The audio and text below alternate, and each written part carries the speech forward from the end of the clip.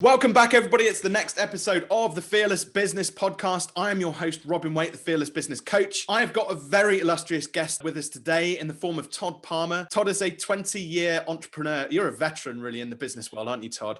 Business coach, keynote speaker, and author. And we're going to be hearing all about Todd's amazing new book, From Suck to Success, during this podcast interview. So welcome to the show, Todd. You obviously had to make some very hard decisions at that point. Could you give us an example of some other times in your business where you've had to be completely fearless and do something that you kind of have really worried about, stressed over, like you've lost sleep over? Yeah, absolutely. So I've had a coach in my business and in my life since 2006. I've had two coaches. First one was named Greg. The current one is named Danny. And I remember Greg and I had a conversation during the recession here in the United States, 2007, 2008, 2009. And I came across a software platform that I just felt in my gut was a force multiplier for the business. And I said, I really believe I should buy it. It is an expensive spend at the time for the business. The business was, just starting to, turn around. Turning a battleship with a boat oar takes a while. And we're paddling. And I said, I really think this software is what we need. And he's like, I disagree. And so what I said to him was, I will forego paying myself for 90 days to cover this software. That's how much I believe in it. And he's like, really? Yeah, I believe in it that much. So I'm willing to take a risk with essentially my own personal money, not the business's money. And it turned out to be a huge force multiplier. And I loved him. He called me like, we're about 2 months. He's like, oh my gosh, that you were so right. That's because he never heard of the software. It was basically a marketing platform that had just come out to allow us to connect with the push of a button, hundreds of potential clients.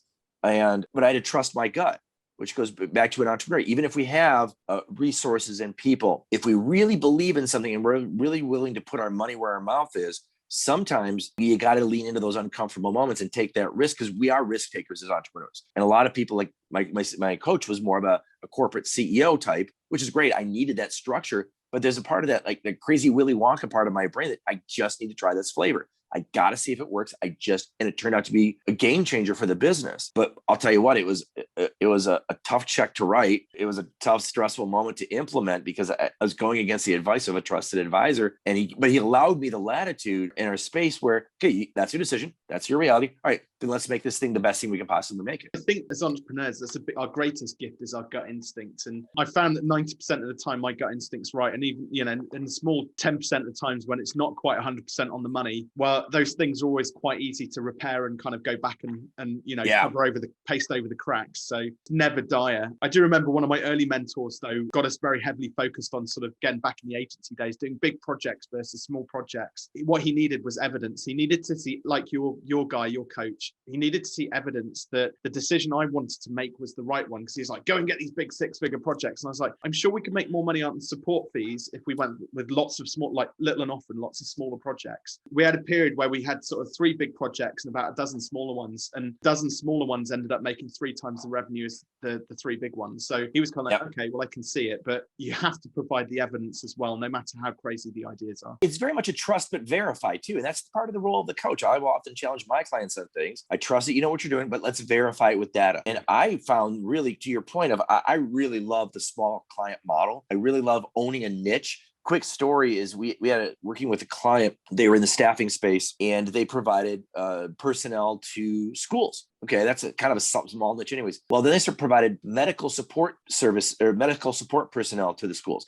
Then they doubled down and they said, we're going to provide physical therapists to the schools, and we're going to be the #1 nation's leading provider in that space. Now you're talking like 1 or 2 per school. What they could charge and how they boosted their margins and how they were able to grow that business to the point of being acquired because they were the #1 provider in America for that space was huge. But it's a micro niche. To your point, is they were able to build the heck out of it. They were able to charge a lot more. Their margins were robust versus saying, I'm going to be all things to all people and be competing on the staffing space. Anybody listening who's especially a solopreneur or startup, if you can own a niche and you can own it better than anyone else, you'll be seen as an expert. And when you're seen as an expert, you can charge expert-like fees.